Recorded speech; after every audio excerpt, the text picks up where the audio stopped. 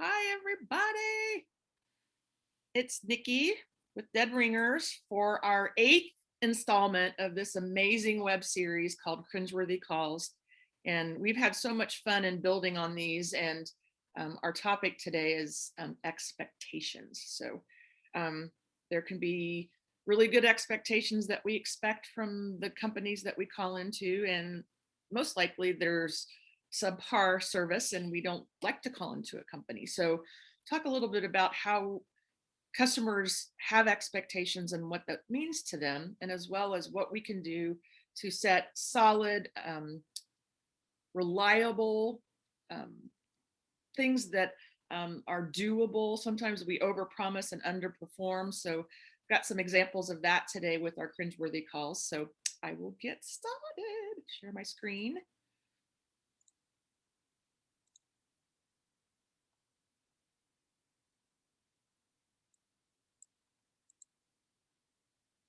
All right, here we are back again. So excited. So Dead Ringers, as you know, we're a mystery phone shopping and call analysis company, and we've recorded thousands of calls, mainly in funeral service. We have been rooted in death care, and we've learned a lot, both positive and negative. And if anyone needs to set realistic expectations, it's that particular profession, but it's really all of us need to really focus on providing good empathy and good care. So that being said, as I always say, and always quote, my idol, my mentor, and I think I mentioned she doesn't know that yet, but she's my mentor, and that's Nancy Friedman, the telephone doctor. And if there's a phone on anyone's desk, and I've added a caveat, or in their pocket, we have the smartphones these days, right? They should be trained to use it, and not just necessarily what to say when answering a call, but also the technology behind it. So I like to always preface this as we move into our training discussions and our cringeworthy calls. So our topic last month, was resolution. And with resolution, it's providing really a solution. There's solution as a part of that word there, to our customers that call in with an issue or a problem or a question. So what we found when talking about resolution is that we are hearing a lot of passing the buck. And when we say that, not getting an opportunity fulfilled, so not even engaging the customer to get their name. If someone's not available that has the expertise to handle that, it's kind of not my department. We end up passing the buck on to someone else. So taking ownership of the call as soon as it comes in is so important. And that really leads into good resolution. Next is not listening. How can we solve a problem we truly don't understand what the problem is? We played some pretty cringeworthy calls around that one too. So important to listen to provide good resolution. And one and done, one and done. And that's really first call resolution. So I call into a company. That being said, the person answering the phone is able to resolve that, and I don't have to go through a transfer hell, all those types of things to get my problem resolved. Okay. So the last few cringeworthy call webinars that we've done have been based on the 6 pillars of customer experience. And the acronym for that is CX. So you'll see a little bit of that in our presentation today. But we talked about empathy, the importance of empathy in creating a customer experience, time and effort, how difficult it is to do business or how easy. So it's the ease of use with your company when you call in, providing resolution, as I just mentioned. Today, we'll talk about expectations, and then we'll be wrapping up our 6 pillars in the next 2 months: integrity and personalization. Okay. So today we're talking about expectations, and we can set a really high level of service expectation, and it's very important that we fulfill that. And being very specific and detailed in our expectations. And that's really a part of good training with your staff, if we have owners or managers out there, and that I have an expectation of the level of service that you should provide. And also telling your customers what that expectation will be as well, articulating that. So it's all about managing, meeting, and exceeding customer expectations. And there's nothing better as a consumer when you call in and you are pleasantly surprised in how the call went. The resolution was good, as we just talked about. So it's managing, meeting, and exceeding customer expectations. So Great Expectations. It's a pretty good book, huh? Well, I've become a student in all of these things, and there's so much information out there, and how do we apply it just to phones? And if there's a way to make a great first impression, it's setting that expectation. So expectations are customer satisfaction, and it's the difference between what that expectation is and how it's actually delivered. Being consistent in how we work and provide solutions to our customers over the phone. So if I call in and I get lackluster performance from one associate, and then I'm blown away by the performance of another, that's really such a lack of consistency. So it's important to have that. Communicate and publish your expectations. And I think that really helps a consumer to understand, this is what I'm going to experience when I call in, because they've let me know what that is, what that customer experience is going to be. And check and measure to see if your customers are happy and that you're delivering on those expectations. There's many ways to do that. Surveys. There are outside companies that provide customer satisfaction feedback to you. We always hear about the JD Power Award or whatever. That's probably quite pricey to get that particular feedback, but you need to measure and check on those customers to see if they are happy. And in one of our last webinars, not knowing how customers feel about you doesn't necessarily mean they're satisfied.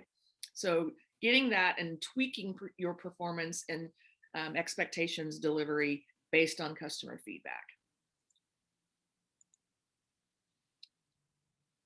Customers expect to feel heard, appreciated, and valued. They want the process to be easy and without friction. A little bit of time and effort, we harken back to that particular topic. They want to see action being taken, and for an action to be relatively quick, especially these days, and to be treated equally as other customers.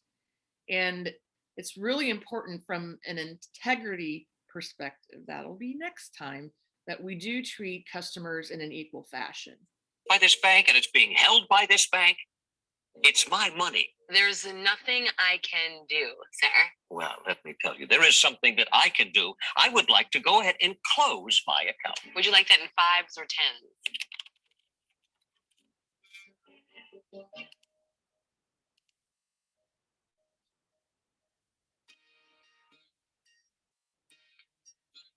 Mr. O'Hurley.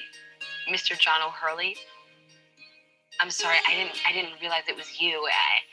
You look so unimportant, uninteresting, purposefully bohemian with that mild frontier edge. If I would have known that it was you, I would have been a lot more attentive. What is this? Selective service around here? Why would you single me out? Everybody here matters. And he's right. And having different expectations for different customers can show through, and especially if you are someone witnessing someone having better service than you are being given. So again, not making assumptions can sometimes cloud our expectations as well.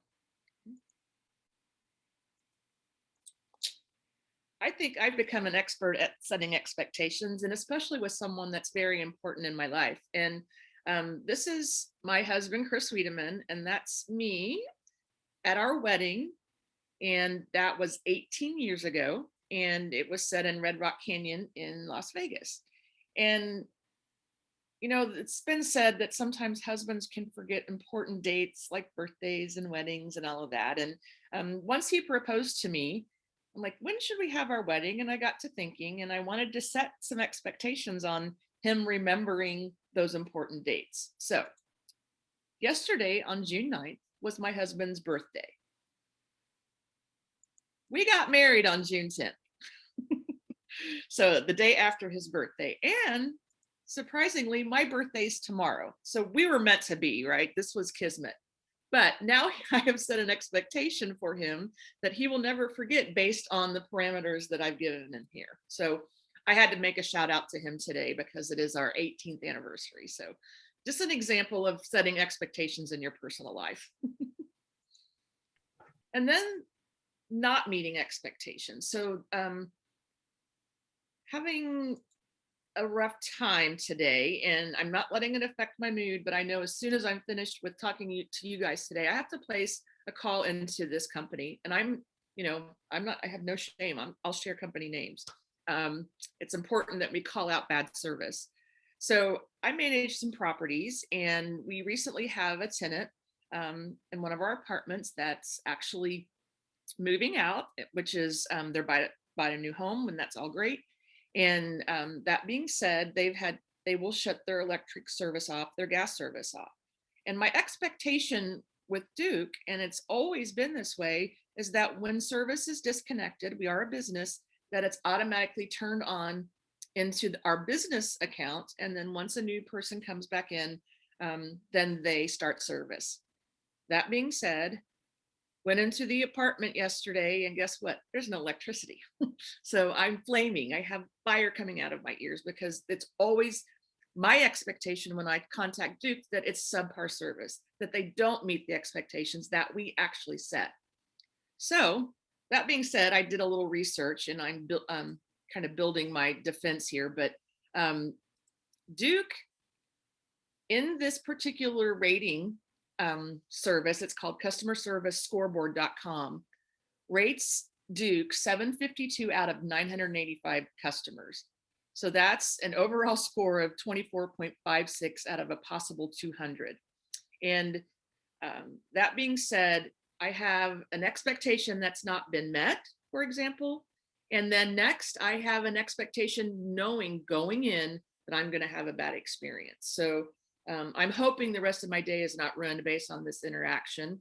And I will try to be empathetic. Those are some of the things that we've talked about in our past Dead Ringers Cringeworthy Call videos. So just wanted to point that out to you. That's expectations. I already know it's going to be bad. Okay. Oh, I'm sorry. We have no midsize available at the moment. I don't understand. I made a reservation. Do you have my reservation? Yes, we do. Unfortunately, we ran out of cars. But the reservation keeps the car here. That's why you have the reservation. I know why we have reservations. I don't think you do. If you did, I'd have a car.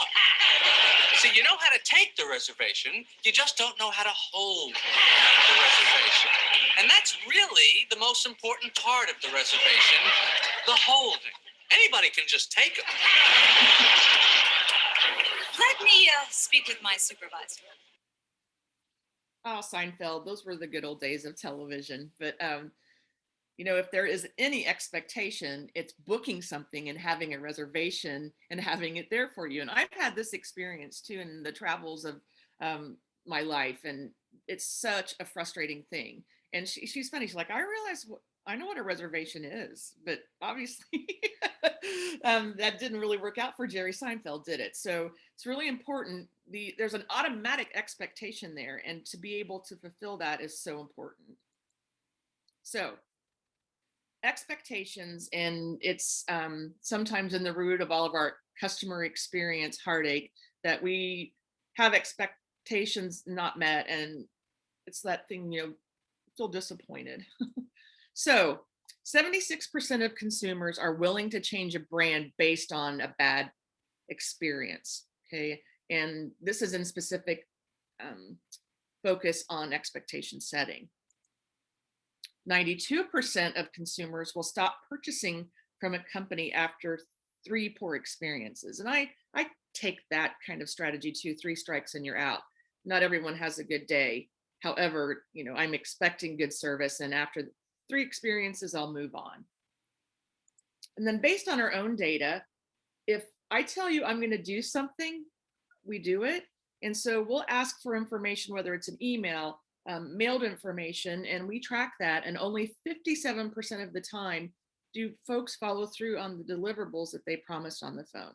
So it's so important if you agreed to something, and that's kind of negotiation, there's an expectation or an outcome of that, and following up and delivering on those promises.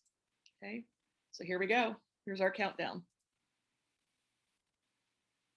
Hey, good morning. I am in the process right now of calling around to get an idea of funeral costs. And I was wondering if you could tell me about your funeral service options there. Can I just send you my general price list and you can look at it? Sure. Okay. Hang on just a second. Okay. Somebody's knocking on the door. Just a second. Okay. Somebody's knocking on the door, talk about setting an expectation. And also, if you remember in our last cringeworthy calls, we talked about customer compromise, and with resolution and also with time and effort, forcing the customer to do the work for you. So is it okay if I send you this and then you take the information and do with it what you will? So you've set an expectation in this particular case that I don't care about you. I want you to handle this on your own. And if you happen to come back to my company, well, that's fine. So subpar service is an expectation setting incident here. Okay. So you need to create a baseline of service, and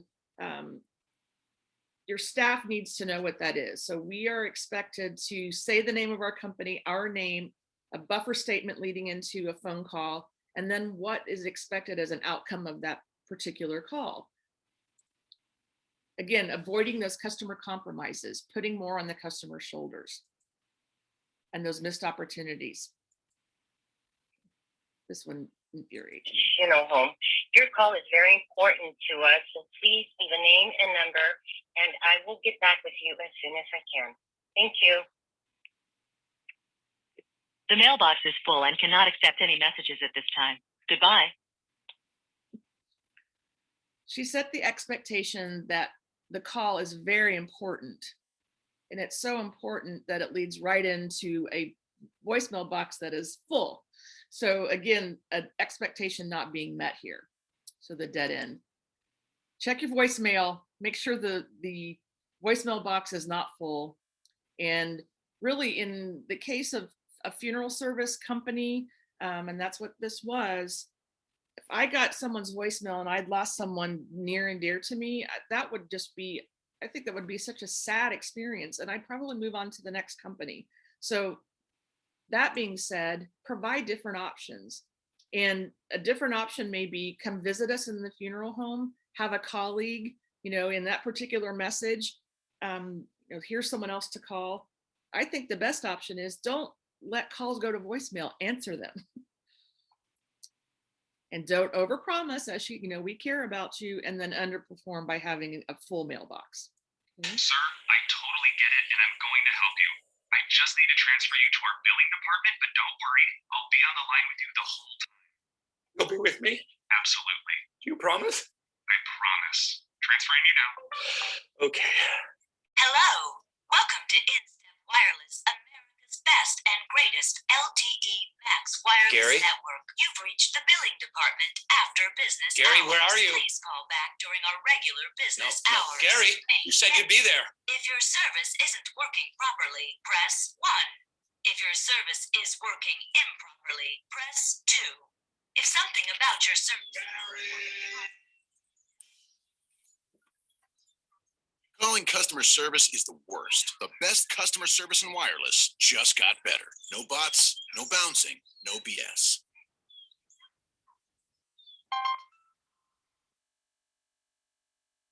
Okay, so there was an expectation set here. No bots, no being put on hold, all of that stuff. T-Mobile provides the best customer service. Okay, so I found this particular video in doing some research for another topic that we had, and I really like that actor. His name is Rainn Wilson. He's on The Office. And that being said, I'm like, we could use this as an example for really bad customer service and what's really important. And it is that no bot, all of those things. So literally after seeing this, my colleague Mandy, who is a part of the Dead Ringers team, called T-Mobile. And let's hear how that went. T-Mobile. So tell me, how can I help you today? What? Apps keep crashing. Billing questions. I'll get you right over to an expert who can help. For verification, please enter or say your passcode or say, I don't have it. I don't have it.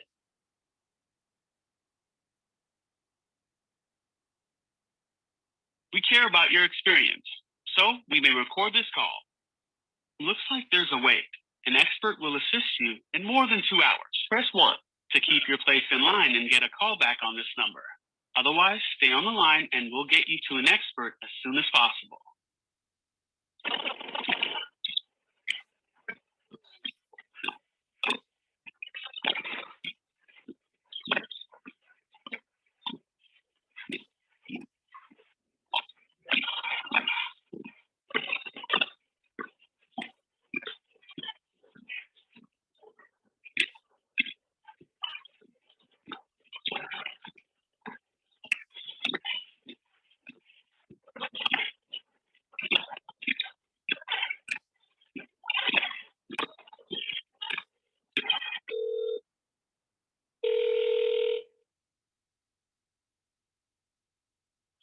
Hi, thank you for calling T-Mobile. This is Deepak, one of your team experts. Let me help you.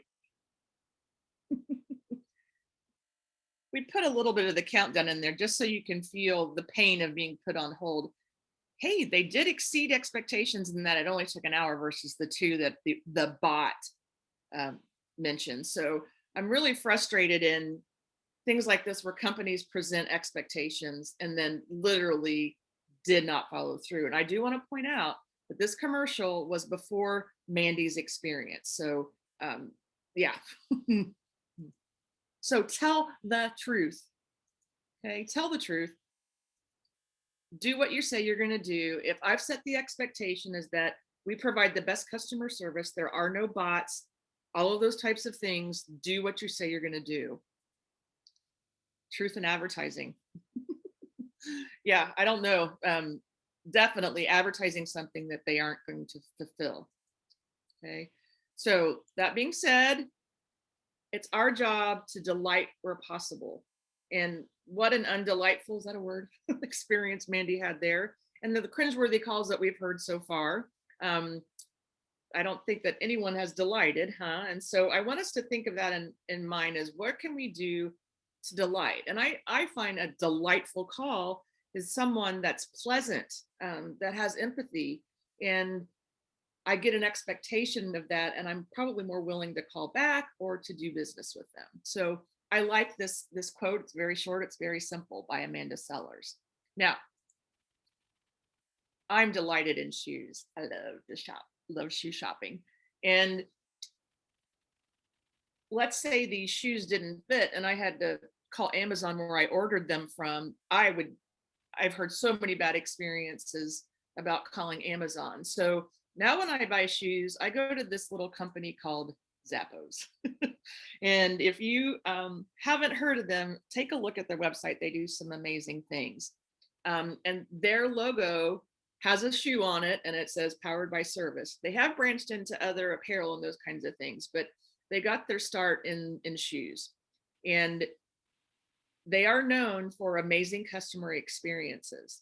Their facility is based in Las Vegas, Nevada. I haven't gotten to do this myself, but many of my colleagues have toured their facility. They are so proud of the service that they provide, the things that they do for employees, that they in turn are happy in their job. Taking customer service calls, it's tough. We know that it's rough. And powered by service does have meaning. And finally, I thought this was pretty incredible. Apparently, a Zappos employee recently set the record for the company's longest customer service call, which lasted for 10 hours and 43 minutes. The employee's name was Stephen Weinstein, and he said that he felt an instant connection with the female customer. Well, they've still never met in person until today. That's right, we flew them both to New York to meet each other, and we filmed the entire thing. It was just amazing. Take a look at what happened. I'm excited. I am nervous. I don't know, this is crazy.